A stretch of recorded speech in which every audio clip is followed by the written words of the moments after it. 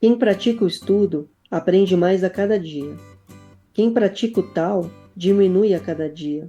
Vai diminuindo e diminuindo, até finalmente chegar à não ação. Na não ação, nada fica sem ser feito. Só podemos conquistar o reino se ficarmos sempre livres da ação. Os atarefados são incapazes de conquistar o reino. Isso aí, Rafa. Esse é o podcast Cura pelo Hábito, começando com muita filosofia, mas hoje a gente vai falar também do impacto no físico. Isso aí, eu sou o Cláudio Cotter, esse é o Rafael Ferreira. Como é que você tá, Rafa? Tudo bem essa semana? Tudo bem, empolgado aqui. Empolgado, adoro filosofia. Já começar o podcast com filosofia, a gente já fica mais animado, né? É, E mas falando da vida, falando desse tema, né, do medo da morte e das implicações que isso tem na nossa vida. E agora a gente vai colocar isso, né, no corpo físico, né, nas doenças, dores e como isso acontece. eu acho que esse é o principal, né? A gente conseguir aplicar na nossa vida. Porque ficar só na filosofia, não que seja ruim, lógico, a gente se dedica mais a discussões filosóficas e aprofunda mais com pensadores, mas eu acho importante trazer para a prática. Eu acho que Eu acho que tudo que a gente faz na vida, é, a gente precisa aprender, a gente tem que usar. Eu acho que vale a gente usar com a gente a palavra aplicação. Tem que é. ser aplicado, né? Então, a filosofia aplicada, estudo aplicado, não importa o que a gente vai fazer, aplica. E Isso tem que ter função, né? até a ciência, né? Porque os estudos científicos, eles vêm de uma cultura, as pessoas do mundo da ciência, as pessoas, até a mídia tem uma cultura de que a ciência traz a verdade.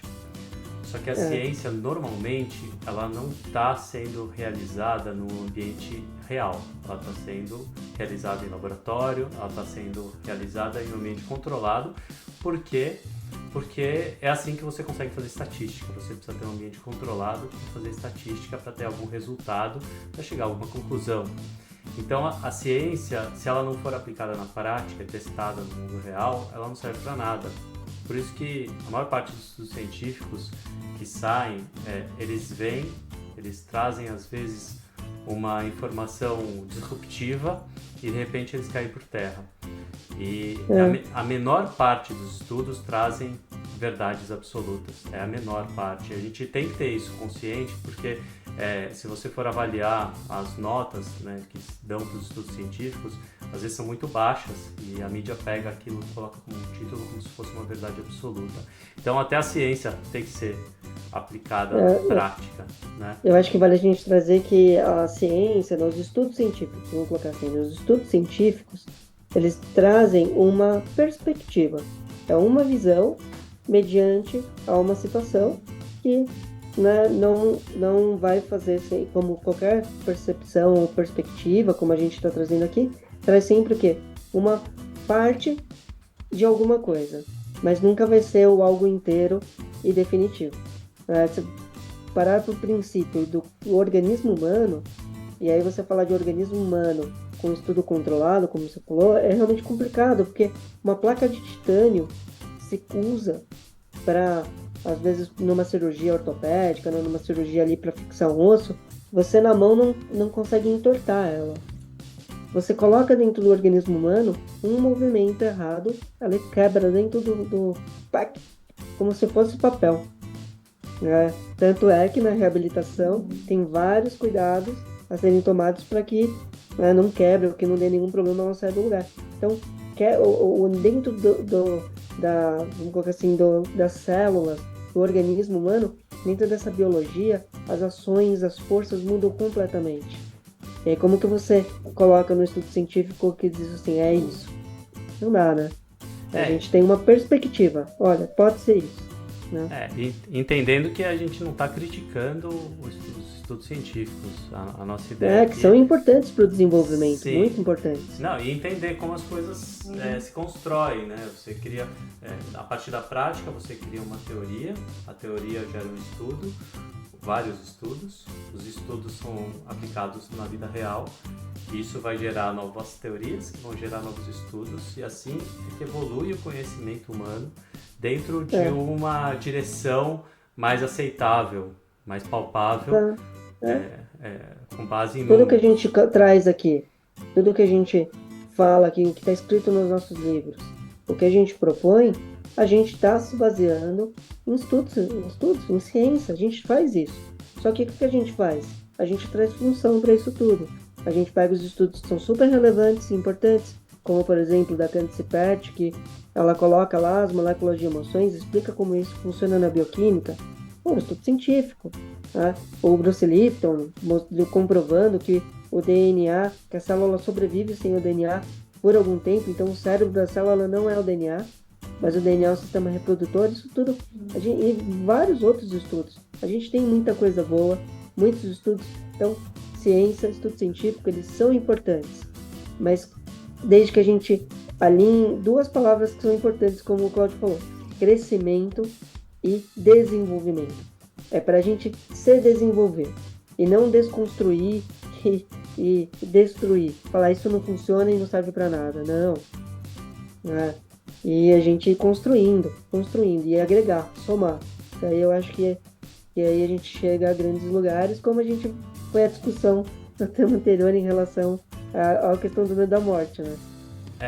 E assim, a gente trouxe, hoje você trouxe uma frase do Tao Te Ching, né, que fala muito dessa questão do quanto a pessoa às vezes se ocupa, né, pelo menos a minha interpretação foi essa, do quanto a pessoa se ocupa, tá sempre ocupada. Me trouxe muito isso na cabeça, a ideia daquela pessoa que procura estar muito ocupada o tempo inteiro para tapar alguns buracos aí de questões existenciais dela, para não ter que lidar com essas questões. A gente vê muito isso na atualidade, pessoas sofrendo fisicamente, com dores, com ansiedade, com depressão e cada vez absorvendo mais tarefas, mais afazeres, mais trabalho para tapar buracos de questões que não consegue lidar também, para coisas que ela não quer olhar.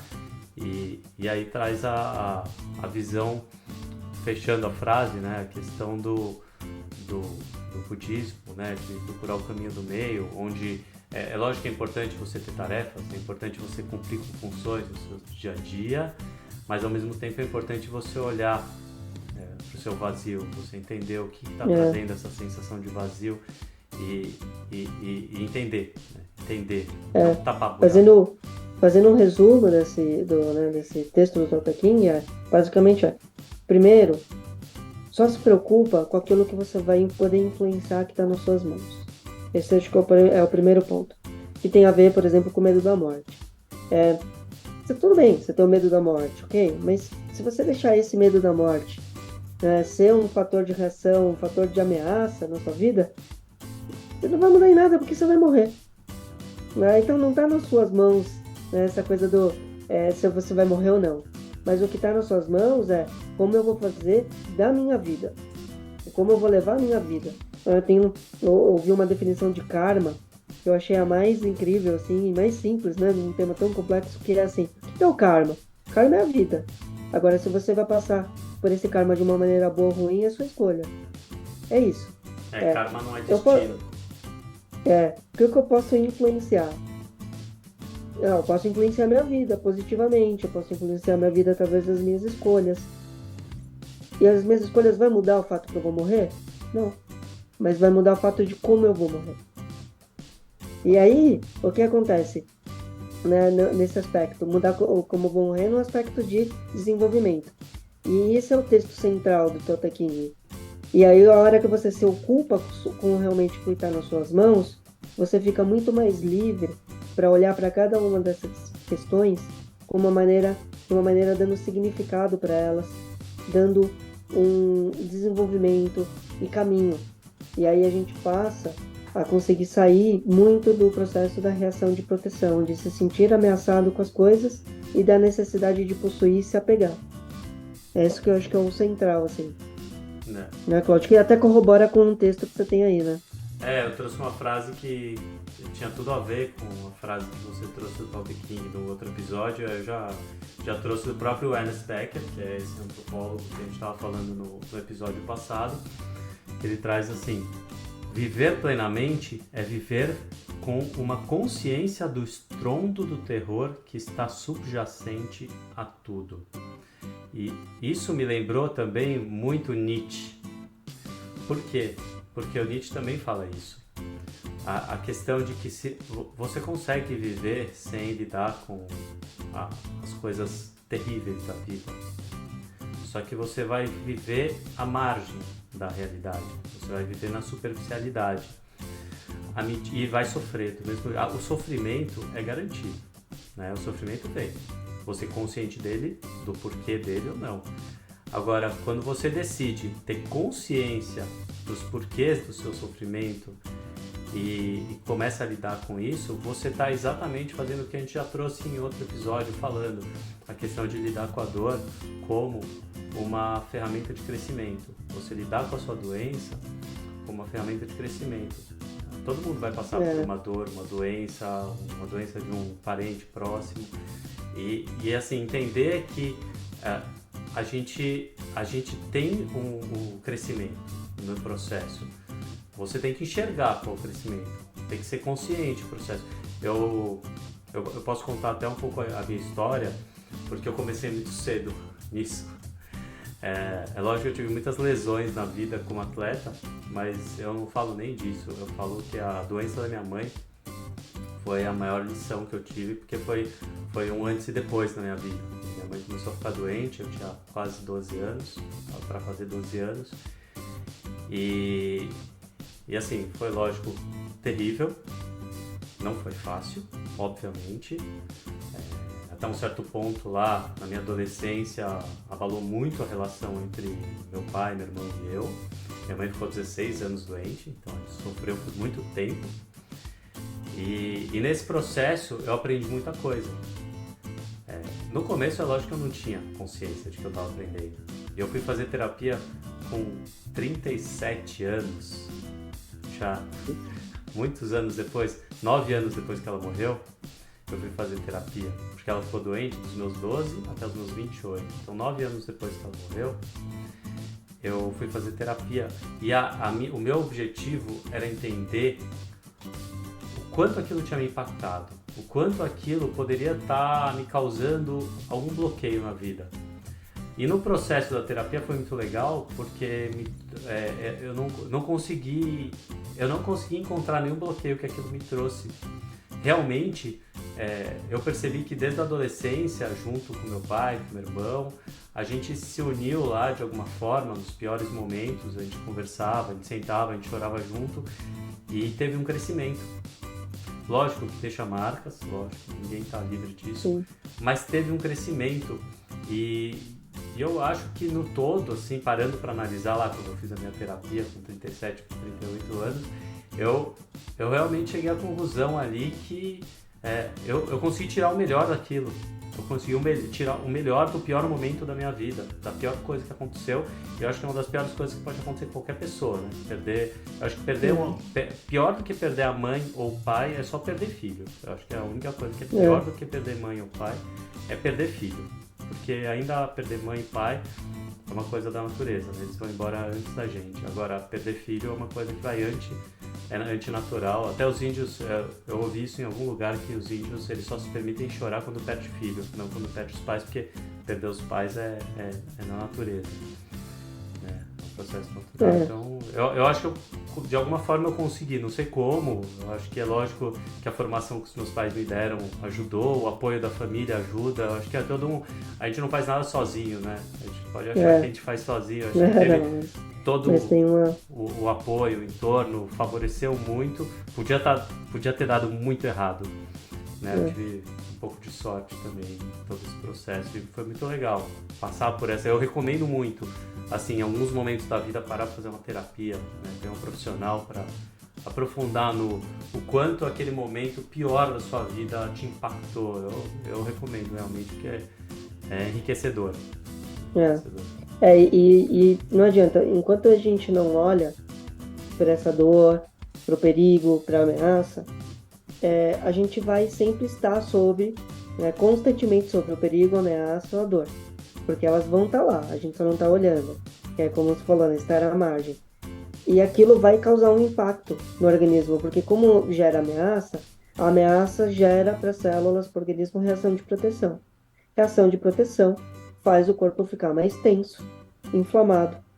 E aí dali começam a surgir muitas dores e doenças. Né? Esse é um gatilho inicial para o processo, né, É, Cláudio? E aí, quando a gente olha para isso, aí você fala, mas vai doer. Vai doer, vai ser ameaçador, vai. Só que ali, a partir do momento que a gente olha, que a gente começa a encarar, a gente começa também a achar os caminhos.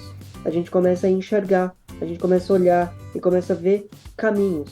E quando a gente enxerga caminho, a gente enxerga significado, a gente enxerga destino, a gente enxerga para onde ir. E o ser humano, quando ele sabe para onde ir, ele fica bem guiado, ele vai conseguir lidar melhor com as situações e essas ameaças passam a serem menores, a causar um efeito menor no organismo. Como pensar, eu vou morrer. Como pensar, nossa, imagina se eu perco um filho. Não deixa de ser uma ameaça, mas, ou um pai, uma mãe, mas falando aqui, colocando a questão do filho, como você falou dos índios, é, mas algo que pode acontecer? Claro que é. Mas eu vou viver sob essa ameaça, ou eu vou olhar para isso, ver qual é que isso me causa e minimizar os efeitos que isso pode me causar para que eu possa dar continuidade na vida. E ali sim, conseguir, quanto mais a gente minimiza a sensação de ameaça, de medo, né? Qualquer emoção entendida como ruim ou desconfortável é uma ameaça, quanto mais a gente minimiza esses efeitos e neutraliza, menos tenso a gente vai ficar, né? Então mais relaxado o corpo fica, melhor é a função orgânica, o sangue é muito mais distribuído para os órgãos, né? Então reação de proteção, o que vai ser mais nutrido vai ser os braços e as pernas, né? Os músculos dos braços e das pernas, então os órgãos ficam menos nutridos. Então, sair da reação de estresse, de proteção, vinculado a uma ameaça, a qualquer coisa que ameace, isso já é um grande benefício para o organismo, e isso aumenta a nossa capacidade de discernimento, e isso melhora a nossa qualidade das relações, das soluções e das condições de saúde física e emocional. eu acho importante trazer a definição do que é estresse crônico, porque você descreveu estresse crônico em tudo que você falou, né? Essa ativação do bater e correr, né? O sistema de bater e correr, que é o sistema simpático, que é o sistema adrenérgico, né? Que libera muita adrenalina, cortisol, são os hormônios do estresse. E aí você descreveu exatamente isso, né? Que as pessoas...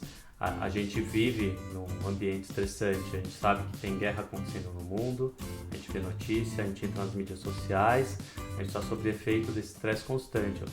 Essa semana eu mandei mensagem para uma pessoa, ela demorou para me responder, aí ela falou assim, desculpa, é porque eu com esse negócio da guerra eu tô meio abalado.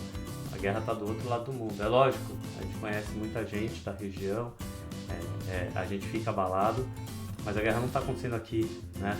Então, a gente, de certa forma, a gente tem que controlar o que chega de informação, né? Eu falei para os meus filhos, realmente, em relação à guerra, não ficar abrindo vídeo que mostra gente sendo torturada, não abrir vídeos que mostram gente sendo arrastadas, bombardear.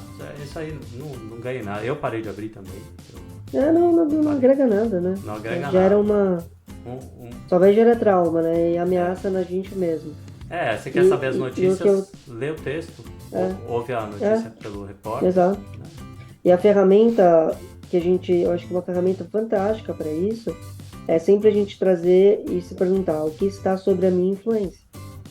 Porque assim, sobre a minha influência, o que eu posso ajudar essas pessoas que estão lá agora? Né? E aí eu trabalhando isso, que seja rezar, que seja fazer algo, né? Não sei, mas tá sobre a minha influência, eu faço. O que não tá, não adianta, né? Então, se eu continuar preso nesse processo, eu não vou conseguir lidar bem com a questão, porque eu vou sempre me sentir ameaçada. Para quem está assistindo esse episódio muito depois do que a gente gravou, a gente está falando do conflito que está acontecendo agora, né? Hoje é 20 de outubro de 2023. está acontecendo um conflito entre Israel e a faixa de Gaza, o grupo terrorista Hamas. Então, essa questão que a gente está abordando aqui, não especificamente em relação ao conflito, a gente está falando em relação ao quanto isso impacta de estresse nas pessoas que estão longe. É lógico que quem está lá está sobre estresse agudo. A guerra da Ucrânia, né? A Ucrânia e a Rússia ali em guerra também estão acontecendo, né? Fora outras guerras que estão existindo aí, né? Entre guerras civis e outras coisas que estão... Ditaduras que estão matando pessoas, né? A gente sabe que tem... Exato. Então a gente quis trazer hoje, nesse episódio, a questão do quanto o medo da morte impacta ou a gente se sentir de alguma forma ameaçados e não lidar com a dor, não olhar para a dor, para a ameaça, o quanto isso pode prejudicar e pode trazer danos à saúde física e à saúde emocional. Então, olhar para as questões que incomodam, olhar para uma dor, para uma doença, olhar para aquilo que para aquilo que ameaça. É muito importante e fundamental para a gente fazer uma boa gestão da vida e conseguir viver de uma maneira mais saudável, tanto fisicamente quanto nos relacionamentos, né, no social. E aí fica para o próximo podcast a questão, né, do medo da morte no impacto social e como isso impacta na sociedade. Mas como ferramenta a gente pode usar essa questão do círculo de influência. O que está nas minhas mãos, o que depende de mim, eu posso fazer. E aí o restante é uma coisa que eu posso, né, para aquele momento, talvez me despreocupar, para eu poder me ocupar com o que é importante. Né? Para que o importante importante no sentido de alcance e poder fazer alguma coisa real. É isso aí. A gente sempre, essa ferramenta do círculo de influência, o círculo de preocupação, dos 7 hábitos das pessoas altamente eficazes, é um recurso que tem que ser usado sempre. Já é um conhecimento antigo, né? Foi colocado o texto do Tao Te Ching acabou de ser lido, é o texto que você leu, basicamente é isso. Não se iludam, né? Então, a gente vê esses best-sellers sendo vendidos hoje, eles trazem filosofia antiga numa linguagem atualizada. A gente sempre fala que é só mudando a forma de falar, mas é a mesma coisa que a gente lê dos textos. Existe uma das leis, né? Uma das leis que a gente tem, assim, aceitas, né, pela ciência, leis universais, é a lei da conservação de energia. O que é a lei da conservação de energia? Num sistema fechado, então eu vou colocar assim, né, no Big Bang, no nosso sistema em que a gente vive, na criação do universo, que é um sistema fechado dentro do processo de criação, nada se perde, tudo se transforma. Então, o número é sempre o mesmo. Então, se o número é 100, jamais vai deixar de ser 100. E jamais vai ser 101 ou 99, vai ser sempre 100. O que as coisas fazem é se transformar. Elas vão se transformando e mudando em outras coisas. É isso aí, Rafa. Então, esse episódio vai ficar por aqui.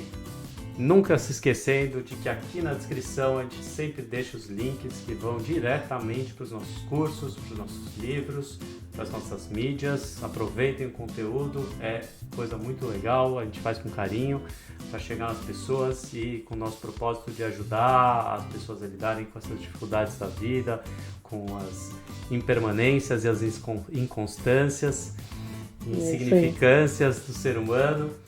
E a gente volta no próximo episódio aí falando um pouco mais sobre o impacto social do medo da morte, o impacto social na visão do Ernest Becker, trazendo algumas frases dele, trazendo alguns conceitos do Ernest Becker. Valeu, Rafa. Até a próxima. Valeu, Cláudio. Obrigado, pessoal. Até mais.